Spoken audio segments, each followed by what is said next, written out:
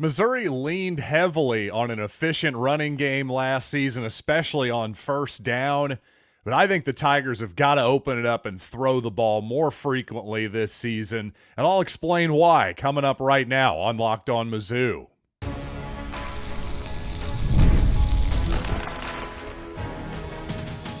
You are Locked On Mizzou, your daily podcast on the Missouri Tigers. Part of the Locked On Podcast Network, your team every day.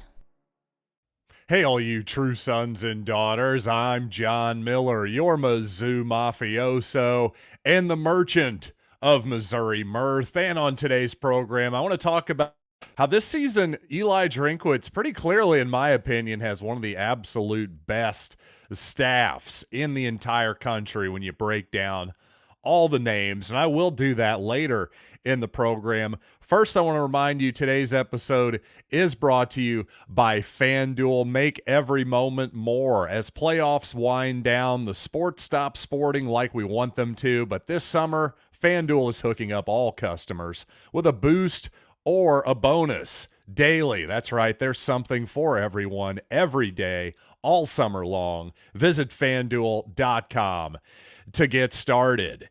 And, you know, Cody Schrader, obviously last season, got a huge amount of credit for the Missouri season, and as well he should have. Finished top 10 in the Heisman voting, set the Missouri rushing record and all that good stuff. But while Cody certainly got a huge amount of credit for the Missouri success on the offense, in particular in the running game, especially in that running game, I really don't think the Missouri offensive line got enough credit. Now, a lot of that is just the nature of the position, right? It seems like when there's a great running game, 9 times out of 10, the running back obviously gets all of the credit for the most part, especially by the casual fans. But I will say this.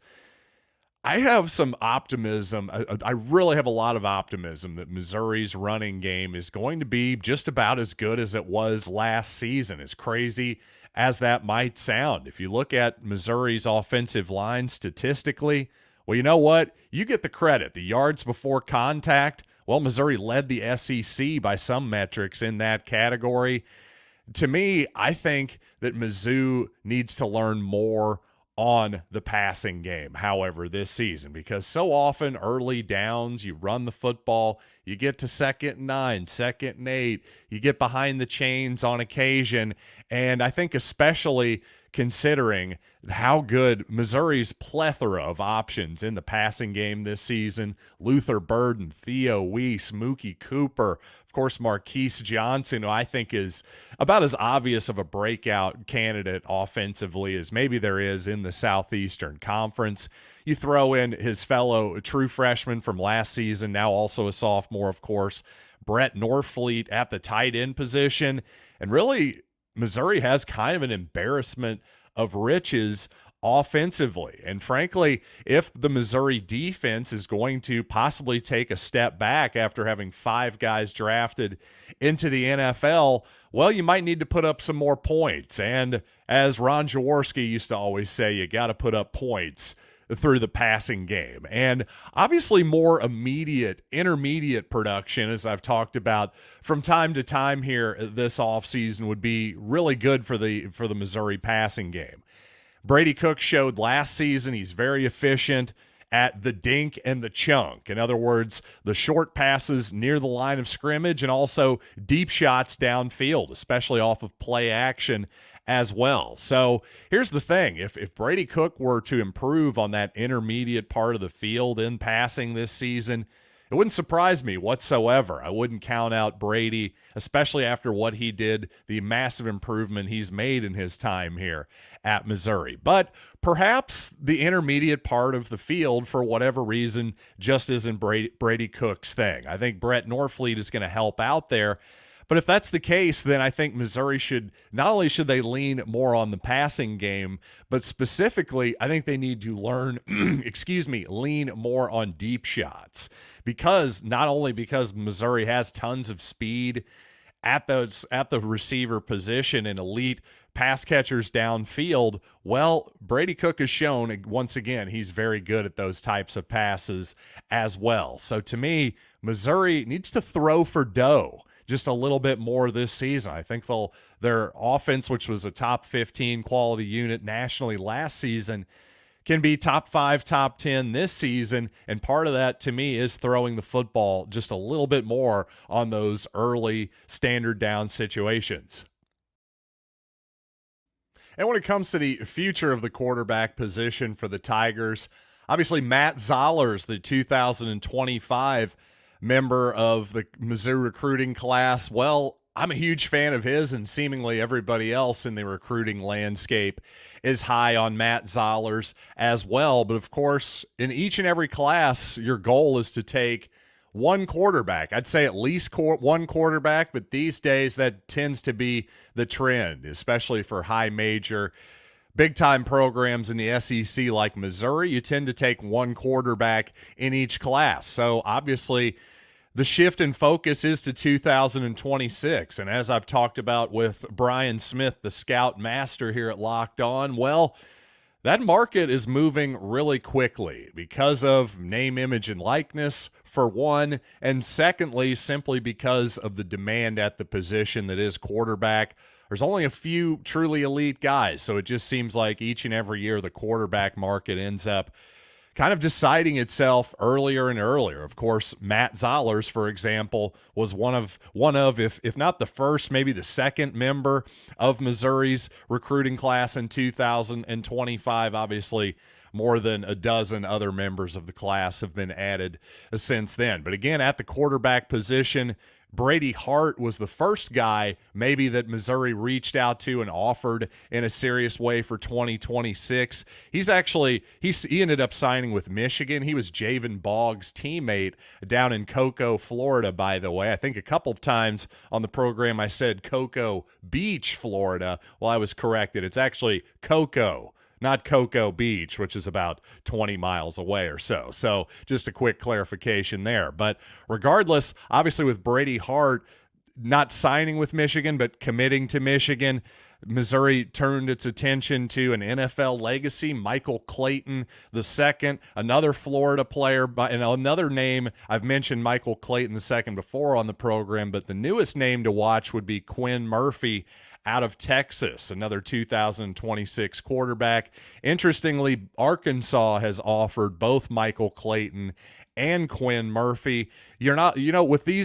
With these players, quite frankly, you're not looking at as high of an offer list as you had with Matt Zollers, who Georgia was after Matt Zollers in a big way. Of course, the home state, Penn State, Nittany Lions were there as well. When you're talking Quinn Murphy, it's more like you're talking Louisville, Houston, Arkansas, Baylor, that type of offer list. And with Michael Clayton, again, Arkansas and the likes of Auburn and Cincinnati as well. Now, nothing to get too terribly discouraged about there or anything like that, but I did just want to note that Missouri is not in on quite as high of a level of quarterback as they were with Zollers in the previous class, and, well, maybe that's to be somewhat expected with Zollers on board. And one more quick note on 2026, of course, Jackson Cantwell, who is the son of Christian Cantwell, a former Missouri shot putter who ended up winning the silver medal at the 2008 Olympics. Well, his son Jackson is one of the absolute elite players of that class, rated as high as, I don't know, certainly top 5 in the country by most people. But Jackson Cantwell, an offensive lineman, also a heck of a shot putter in his own right. But Missouri did make his final 12 to 14 teams or so, which on its face is not terribly notable. Though I would say that Gabe DeArmond over at Power Mizzou recently said that seems like the conventional wisdom is, at least at this moment, it's probably a battle between Missouri and Georgia for Jackson Cantwell from Nixa, Missouri is where he's going to high school. So the in-state product there would be quite the addition there to the 2026 Missouri class, if indeed we get there. Doesn't seem like Jackson is going to be making a decision anytime soon or anything like that, but we shall see. Obviously, we'd love to have him, no question about that. But regardless, when it comes to the type of recruiting that Missouri has been doing lately, obviously, Eli Drinkwitz has been getting most of the credit, but I'll tell you this, it's not just recruiting, but on the field as well. I think when you really break it down, I think it's obvious that Eli Drinkwitz has now assembled one of the absolute elite coaching staffs in all of college football. So you know what? I want to break down each and every one of these men on this staff coming up here in just a second. But you know what? First, let's talk about a FanDuel, because this time of year, I have to say, unless you're into Major League Baseball, you know what? The sports just aren't quite as sportsing as I would like. But FanDuel lets me keep the sports going whenever I want. All I have to do is open the app and dream up bets anytime I'm in the mood. And this summer, FanDuel is hooking up all customers with a boost or a bonus daily. That's right, there's something for everyone every day, all summer long, including, you know what, there's some interesting bets out there, some Heisman Trophy specials.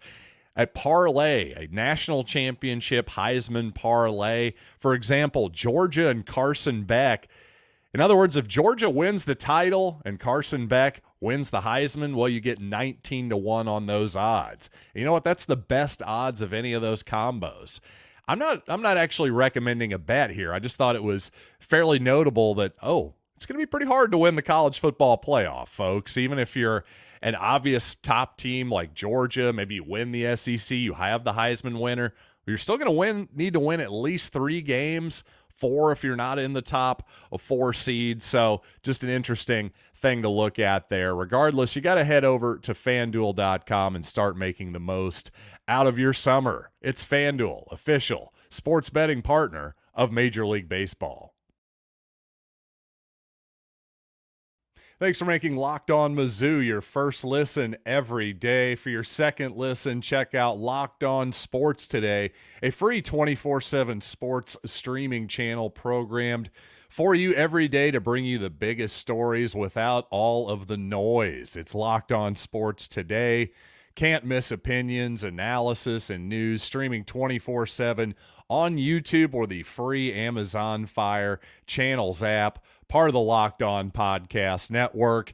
Your team every day. And man, what a difference a year can make, right? Of course, this time last year in July, a lot of people are wondering, is Eli Drinkwitz going to make it another year at Missouri if he goes 500 or worse again? Well, obviously, those questions have been taken off the table with a breakout season in 2023. And of course, with the tremendous recruiting that I touched on a little bit at the top of the program here. So clearly, Eli Drinkwitz is entrenched at Missouri. No Tiger fans want him going anywhere.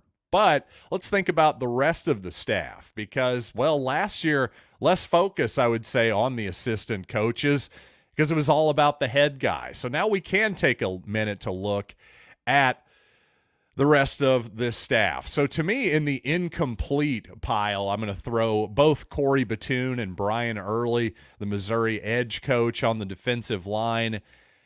Yeah, neither one of them have been here. I've never seen one of them coach a game at Missouri, so we're just going to simply give them an incomplete. But then when you look at the rest of the coaches on the Missouri staff, guys who have been here for at least a season, and most of these guys for really all of Eli Drinkwitz's tenure other than Kirby Moore, I would really be bummed out and somewhat concerned if any of these guys had left, for example, in this previous offseason. Well, let's start with Kirby Moore. And of course, I think we all agree he did a good job for the Tigers last season, a really good job, in fact. And, well, his inevitable leaving of Missouri is probably just that at this point. If he stays more than a year or two more with the Tigers, I'd be kind of surprised, especially if we keep succeeding at the level we did last year.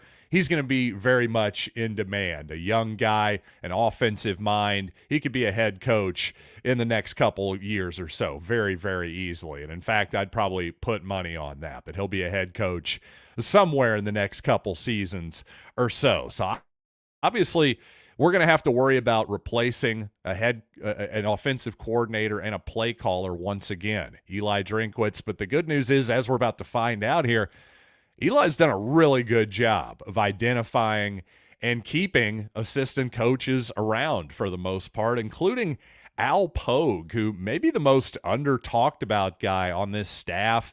The cornerbacks coach for Missouri, well, he just put 2 guys into the NFL draft from that cornerback position. One of those guys, of course, Ennis Rakestraw, was a highly sought-after guy, no doubt. Texas wanted him. Alabama, he was a take there as well. But also not a, top 5 type, 4 or 5-star type of player either. Certainly not a sure thing. Well, he got him drafted in the 2nd round. And then Chris Abrams-Drain, a guy who came to Missouri as a wide receiver, ends up converting to corner at the end of 2020 and, well, ended up converting to, by the way, from slot corner to boundary corner, and from 21 to 22, ended up doing that just as well, if not better, ends up getting himself drafted by the Denver Broncos. So to me, if you're going to be an optimist about the Missouri corners this year, Toriano Pride, Drayden Norwood, Marcus Clark, and the rest of the bunch, well, Al Pogue has got to be a huge reason for that. Obviously, he can coach up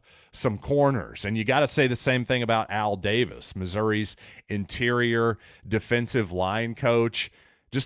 Every year he gets at least a transfer or 2, and it seems like they're almost always productive.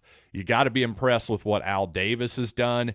Same thing with Brandon Jones, who just in 1 year at Missouri, to me, massively upgraded what was a real question mark position heading into 2023.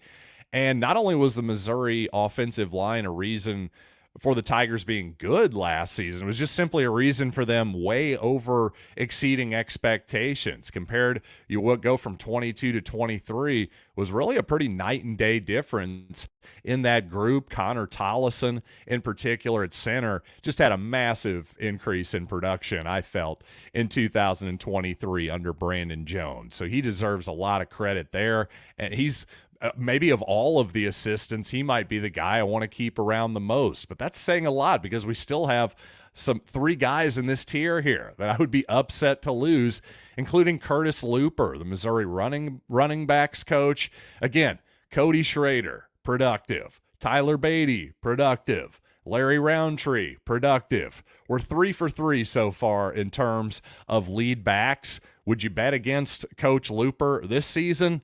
I don't think that I would. Jacob Peeler, the wide receivers coach.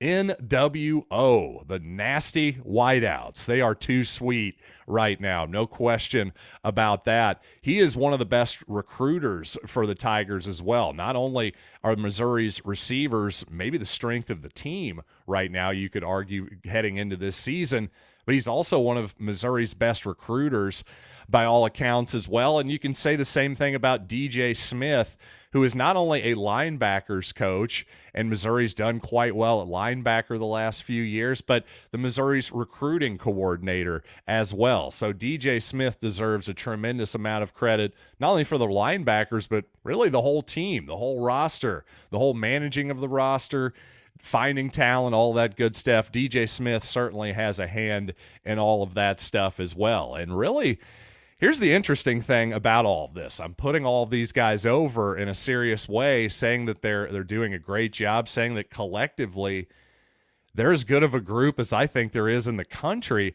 Other than Kirby Moore, it doesn't really seem like any of them are really ready to bolt out the door or anything. You look at the aforementioned DJ Smith, a relatively young guy who could certainly be a defensive coordinator somewhere if he wanted to be. But considering he's still at Missouri after the defensive coordinator spot opened up this offseason, Missouri went with Corey Batoon. Maybe DJ Smith just didn't want it all that bad. And frankly, some of these guys, guys like Al Davis, whoever they might be, Curtis Looper, if you're simply happy and satisfied being a running backs coach or an interior defensive line coach, who could really blame you? Quite honestly, it's a high-paying, six-figure income type job, and guess what? You don't get the same level of blame and pressure and notoriety that you do as the offensive or defensive coordinator. So the fact is, again, other than really Kirby Moore, there's not a lot of obvious guys right now that I think would be looking to leave for a different job. Part of that is who they are as people. Also, part of it is just because at Missouri right now in the SEC, there aren't that many programs that realistically could be considered a major upgrade. So all this is to say, not only is Eli Drinkwitz assembled an excellent assistant coaching staff, seems like most of them are going to be around for a while. Now, if you're an everyday listener or viewer of this program, then you know I'm a flags fly forever type of guy, and I put incredible value still on the SEC championship. If Missouri were to ever win one, that would be just about the pinnacle for me. But what about second place in the SEC? I had some people questioning me on that. Well, let's put it all in perspective versus the SEC title versus the national title, the college football playoff. More on this topic coming up here after these quick words.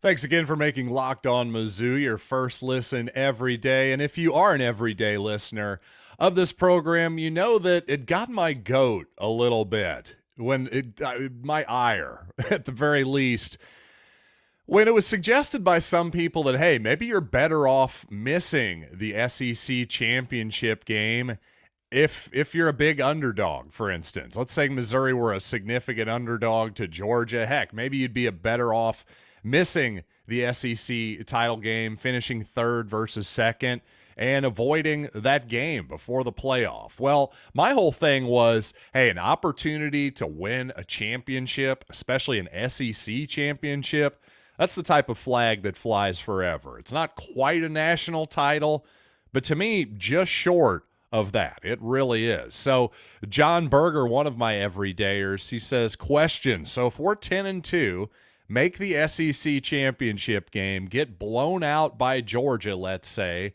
you then end up at 10-3, maybe you miss the playoffs. Is that better than 10-2, make the playoffs and lose in the first round? Well, no. Let me be very clear about what I'm saying here. I'm specifically saying that an SEC championship, actually winning the thing, where Missouri's in Atlanta, they're holding up the placard and the confetti's raining down. That whole thing is better than anything short of a national title. So including national runner-up, by the way. If Missouri finished second in the nation, yes, I would rather have an SEC title than that. So again, I'd rather make the playoff than be second in the SEC to that point, just so we're really clear there. I'm saying a title, that's what's worth more. I'm not putting finishing second or third in the SEC above, making the playoff and being 11th in the country, for example, maybe losing in the first round or something like that. Here's the thing. That whole scenario, by the way, 10-2, probably not going to be good enough necessarily for second place for Missouri, at least specifically, because though those tiebreakers, especially the three-way tiebreakers, aren't totally official, I just don't think with Missouri's schedule that's necessarily going to be enough to get there. But again, not out of the realm of possibility. It certainly could happen. But again, even in that scenario, if Missouri's in second place in the SEC, even if Georgia beats them, 63-3 like they did TCU a few years ago or whatever, I just don't see any scenario where the team that finished second in the SEC misses the playoff. That's basically not a scenario that's possible. It really isn't. And finally, I did say that Luther Burden recently, being the only member of the three SEC media all SEC preseason teams, I did think that was a pretty significant snub there for the Tigers? Well, Michael, a viewer on YouTube, he has a comment. He says, John, the reality is that Missouri isn't a popular addition to the traditional SEC fan base. Just watched a podcast with some Tennessee media saying that many fans still wonder why Missouri was added to the SEC.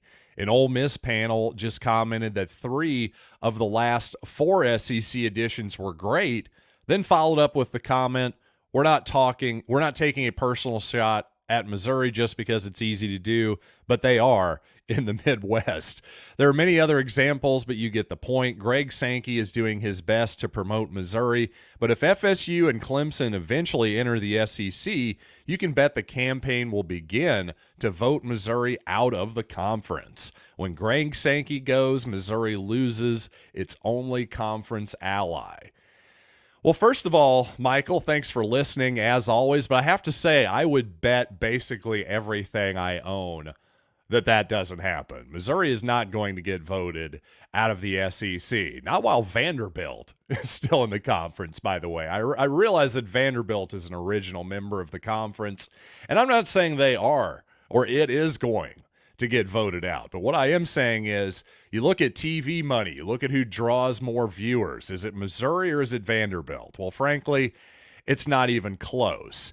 And while there is no doubt that Michael is right, that there is some of that. I hear it, I see it on the internet all the time. You hear it occasionally, just people being like, I don't know, I still don't feel like Missouri is part of the SEC because, well, Missouri is not a deep South state geographically. Hey, if you travel down to the Boot Heel sometime, you might think otherwise, or other parts of this state. But still, as to this idea that Greg Sankey is Missouri's only ally, well, I would point out that actually Greg Sankey was not the commissioner of the SEC when Missouri was added to the conference. So indeed, it seems like there is more than just one person who wanted Missouri around. And sure, while you could say that if this had happened, certainly the media landscape is so much different now. The cable subscriber base, hey, how many do you have in your state? That type of deal. That was a big reason why Missouri made it back in 2011 into the SEC. Well, maybe that wouldn't have happened again. Say there was an expansion in 2024 and Missouri was still in the Big 12. Well, maybe that wouldn't have happened this time around. But the reality is Missouri is there. They've done rather well in football recently and in the semi-recent past when they first got into the conference. Regardless of all of that, that just doesn't seem to be the SEC's move, and especially for a program that is not only was really good last season, but is now pumping money into the program, specifically into football, the sport that means the most by far in the Southeastern Conference and everywhere else. The fact that Missouri is building this huge new north end zone complex addition to the stadium, all that stuff, paying their football coach, $9-10 million annually.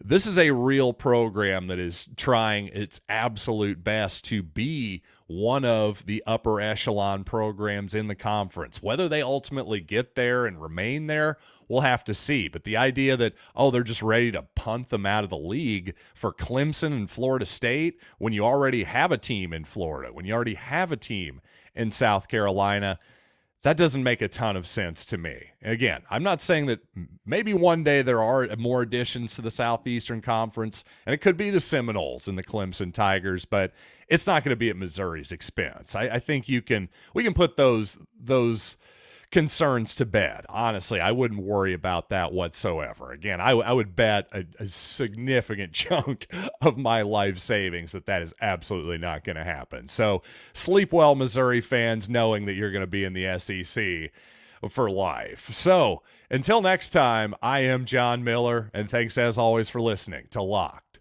On Mizzou.